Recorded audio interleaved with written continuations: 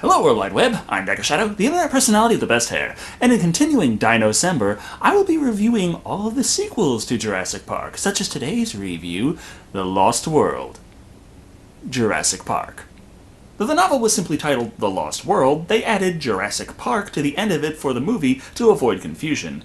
As this is a sequel to the super mega ultra blockbuster smash hit Jurassic Park, it should surprise nobody that the film had the best opening weekend in history upon release. But you're not here to listen to me talk about the rich getting richer now, are you? You want to know about the story and quality of the film. Oh boy.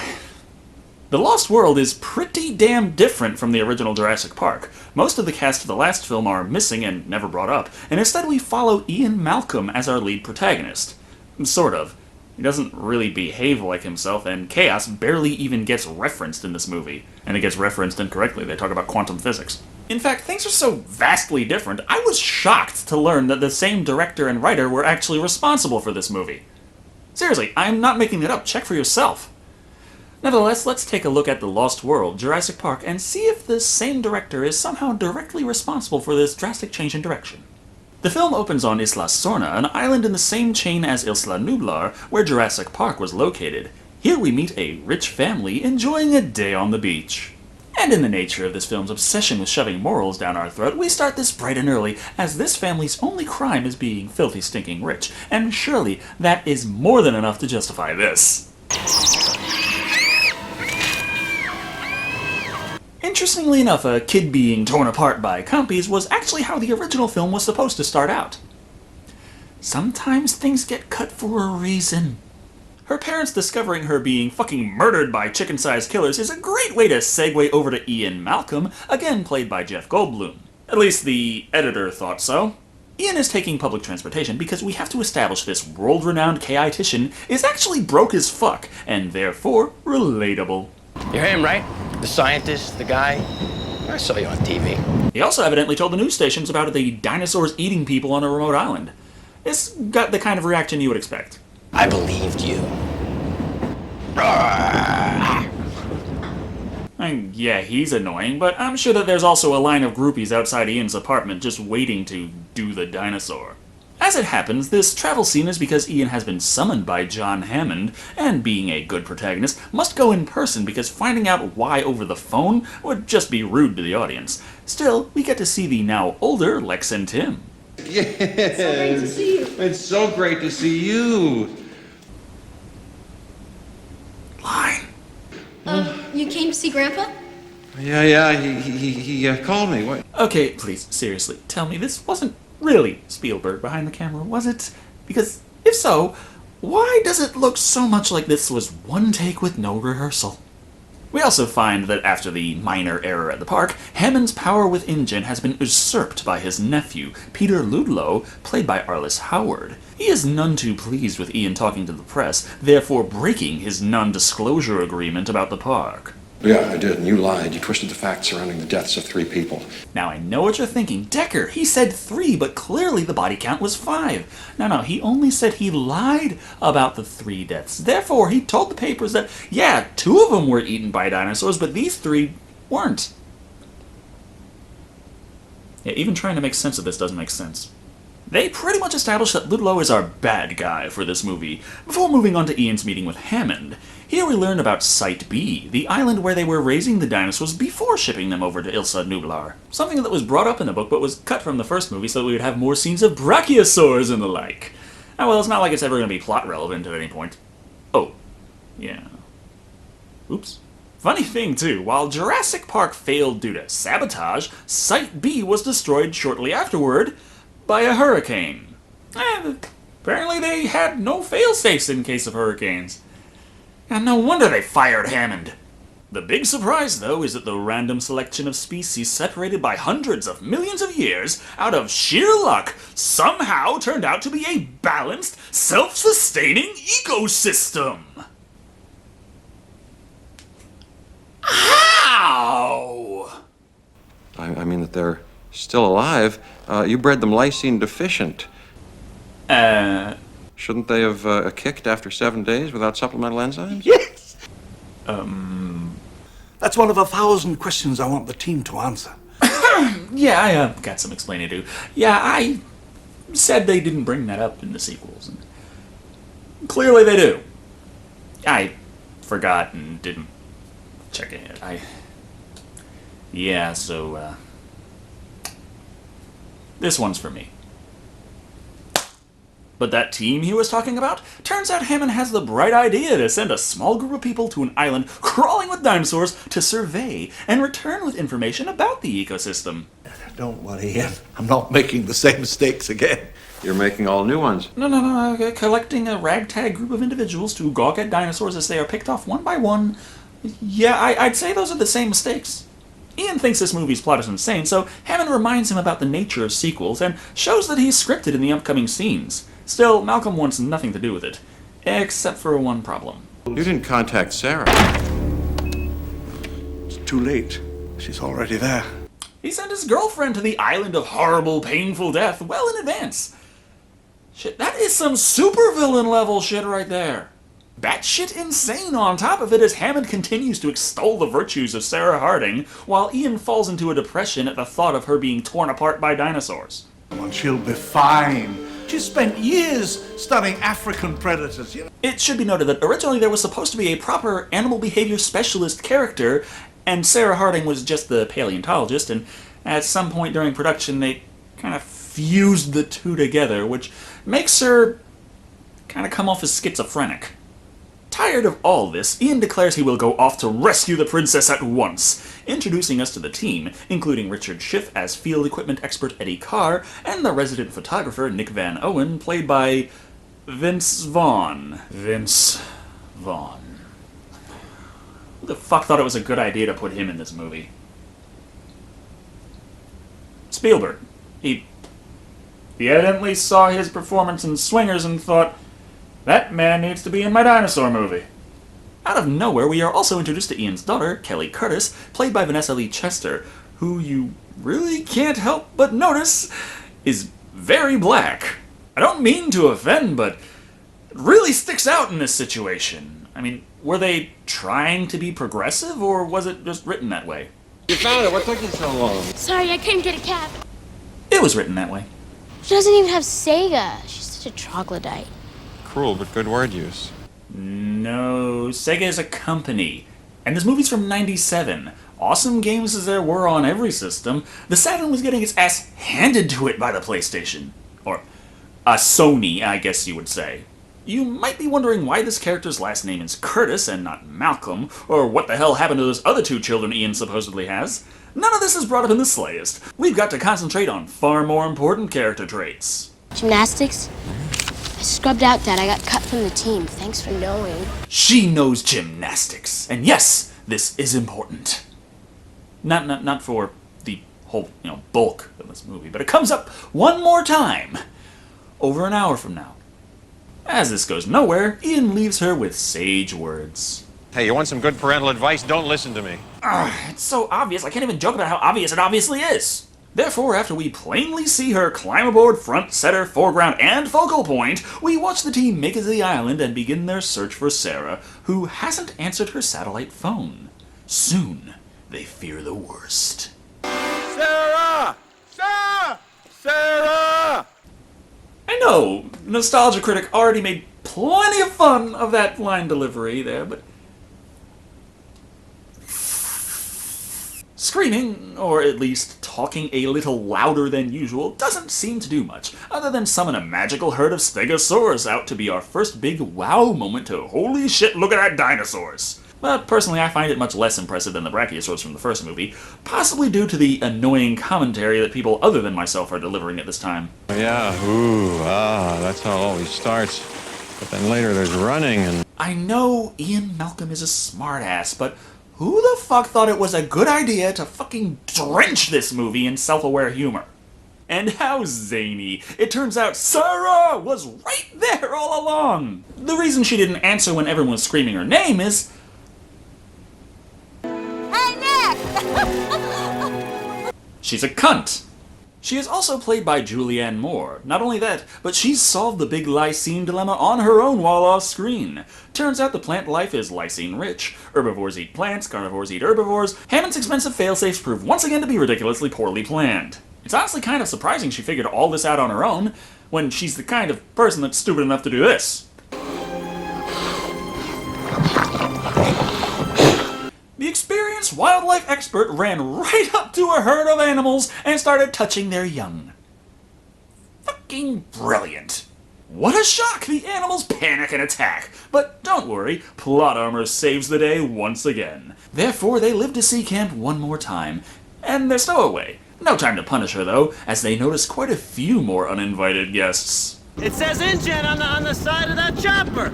In the novel, the second group was run by Dodgson with InGen's rival company, but I guess in the movie they figured, hey, we've already got one company. All companies are evil, right? I mean, seriously, what's the difference between PepsiCo and Al-Qaeda?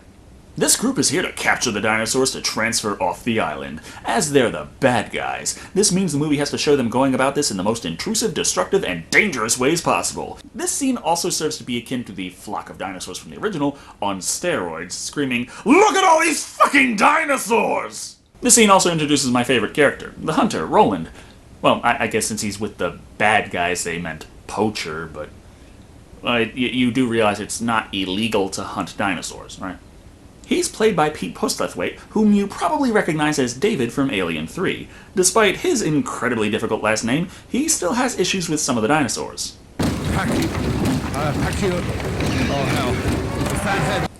I don't find Pachycephalosaurus or Parasaurolophus particularly perplexing to pronounce. Then again, I was preoccupied with paleontology in previous years, so perhaps that explains it. But it's so sad to see these dinosaurs being captured against their will. Even a poor innocent baby Tyrannosaurus, set up as a lure to bring the parents to be killed. A common strategy for elephant poachers, but considering Roland wants to hunt the T-Rex for bragging rights and not just kill it as efficiently as possible to run a profit, and kind of a dick move there. What luck, though, as it just so happens, Vince Vaughn is the group's handy-dandy domestic terrorist. Or, well, they're not in the US right now, so I guess I would make him just a plain old terrorist. Using his bag of tricks, consisting of a single pair of bolt cutters and stealth skills that would make the Invisible Woman blush, Vaughn frees the conveniently unguarded dinosaurs from their cages, most of which aren't even locked, resulting in Camp Evil being destroyed by rampaging beasts, and the communications equipment being trashed in the process. Are you out of your mind? He's got a broken leg. Let's get in the car before they hear us. Out of your mind? And to top it all off, they save the baby T-Rex, who will obviously attract the adults. And to be fair, I'd be screaming too if I had mysterious wires coming out of my crotch to go into Vince Vaughn's jacket. Anyway, Kelly exhibits some cognitive capabilities and wants to get the hell away from the death beacon, which she does, just in time for the kids' parents to show up, none too pleased with this impromptu sleepover. They came for their infants. Really? Oh, wow, what an epiphany. What to do with this new information? Maybe give them their fucking kid back? Hell, with them being literal sexual tyrannosaurs, that's the least you could do. Their victory is short-lived, however, as the tyrannosaurs have a zero-tolerance policy when it comes to dealing with assholes. So we get our big cliffhanging scene, where Eddie must come to the rescue. Who's hurt? What do you need? 3 double cheeseburgers with everything. No onions on mine. I don't know if we'll turn it over. Please let them fall to their deaths as he is desperately trying to locate a McDonald's on that island. Oh, who the hell am I kidding? They're fucking everywhere.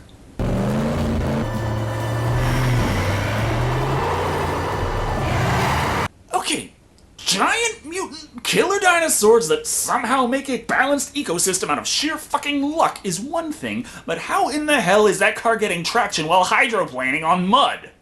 The Rexes call bullshit on this as well, and we get to see a much more awesome and violent rendition of that classic scene from Lady and the Tramp. Point is, after physics says fuck it and leaves this movie entirely, everyone else survives, and fall immediately into the hands of InGen. Who apparently were there the whole time and just ignoring everyone's screams until then. Kinda like the Tyrannosaurs that just walked right past him like, what's up? Rex just fed, so he won't stalk us for food. You obviously didn't watch the last movie. With their communications equipment wrecked, and all problems right now being caused by the so-called heroes, our benevolent villains come up with a plan to radio for help by using the facilities left over on the island. This requires them to travel into the interior, which is home to dangerous predators, unlike the coastline. Except the Tyrannosaurs, who just go wherever the fuck the plot tells them to. Then again, when they do give reasonable excuses, like the Rex's extreme sense of smell, combined with the fact that Sarah is still wearing that jacket absolutely coated with the baby Rex's blood, I can't do anything but complain that not only are the heroes idiots, but yet again they are responsible for every bad thing that has happened thus far.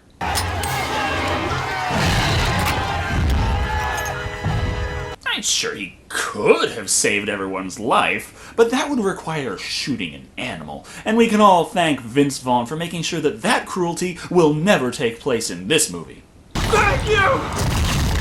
Vince Vaughn! Despite having his trusty rifle sabotaged, Roland proves how dastardly a villain he is by thwarting the hero's wanton destruction and taking the buck down with a high-powered tranquilizer. The buck, not the doe. Still sounds really weird calling a Rex a doe. But anyway, she's still doing her best to get a snack out of the remaining cast members. While we're at it, it is worth noting that hiding from the T-Rex behind a waterfall was actually a cutscene from the first movie that isn't horrible. Okay, now it's fitting. Goddamn sexual Tyrannosaurus! Also, remember, when it comes to snakes, red touch yellow, kill a fellow, red touch black, get a fellow eaten by a fucking Tyrannosaurus Rex. It turns out that they set up camp about 3 minutes away from the station, as they are suddenly within sprinting distance of it. Except, you know, velociraptors.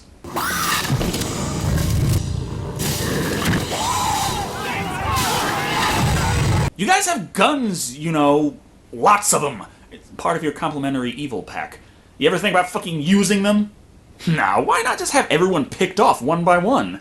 Except for those protected by plot armor, of course. Go. As fast as you can. It was established in the first movie that they go 50 to 60 miles per hour. The fastest human running speed ever recorded is just above 27 miles per hour. Good fucking luck! You know how this works by now. They're fine. It's Team Evil who's there for dying.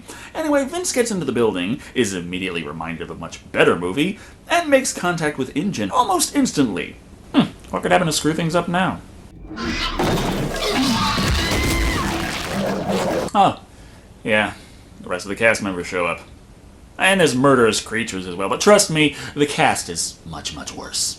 Like Sarah, who checks ahead before telling Kelly to go forth. I'm right behind I don't care how fast they are, that one was there the whole fucking time and you know it. But wait, killer dinosaurs are not a problem because Kelly's a gymnast. And what better way to prove that they were wrong for cutting you from their team than using your powers of flips to kick a velociraptor out of a window, sending it to his death via impalement. The school cut you from the team? Well, she makes a habit of killing one animal per performance. Yeah, I can kind of see why.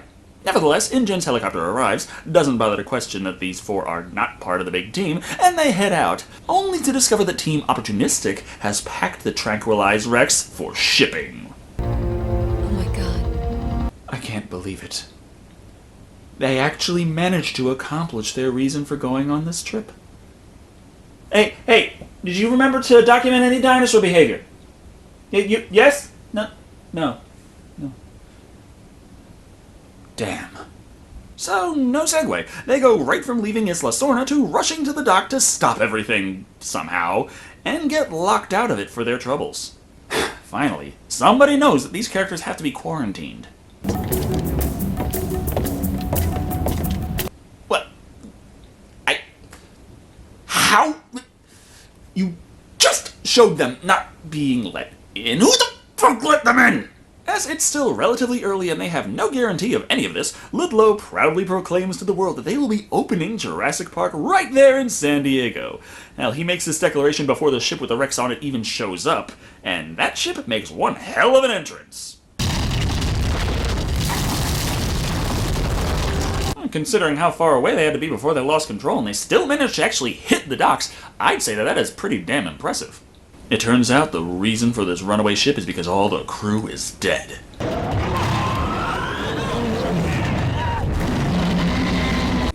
asking how the hell did the T-Rex get out, kill everyone on the ship, including in areas that they couldn't logically even fit without damaging any of it, and then nicely lock itself back into the cargo hold?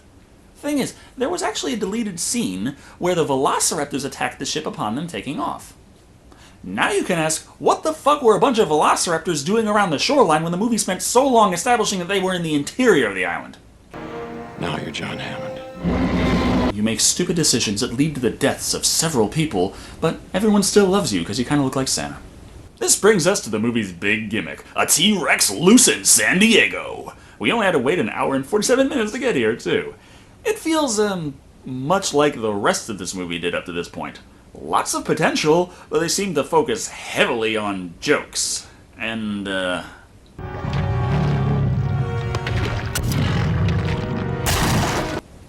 was that supposed to be funny? What if someone watching this movie had their dog eaten by a T-Rex? What then?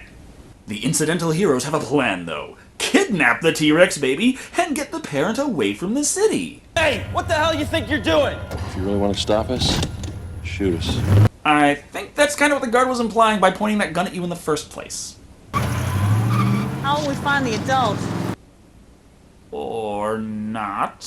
What the fuck is wrong with you? You had one job. Literally, you had one job! It doesn't take long after this for them to find the adult and lure it back to the boat, all while being chased by Ludlow like he's some science fiction version of Barnaby. In the movie's final attempt to be poetic, the man ends up chasing the baby Rex back into the ship's cargo hold, which, strangely enough, the father follows the cries into just the same. Wait! Don't move. You can't see if you don't move.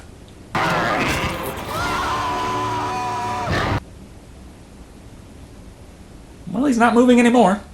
Point is, happy ending! They drug the Rex yet a fucking again, having kept the creature in a narcoleptic state for most of the third act, and the movie closes by trying to shove more half-assed morals down our throats.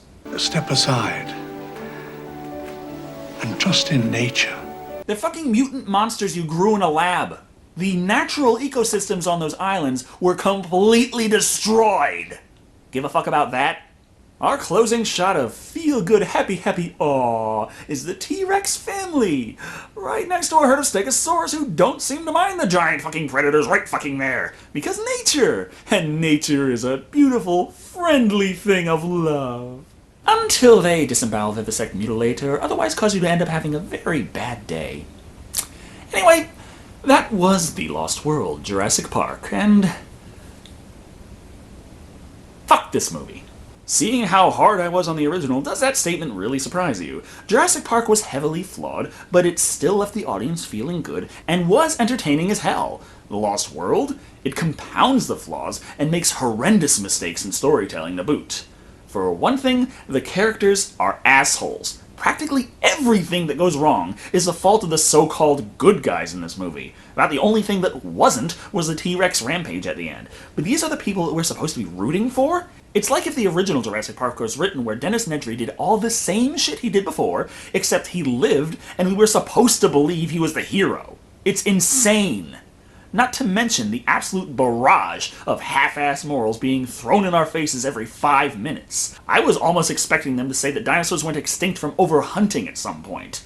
I'm all for nature and the preservation of species, but when you try to cram that moral into a movie about dinosaurs grown in a lab mutated with frog DNA, disingenuous isn't even remotely strong enough a word. I want to say there were some things I did like, but it's honestly hard.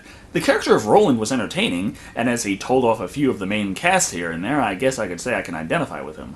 Also, the CGI, while it can be argued was overused this time around, is still very well done and damn good for a film from '97.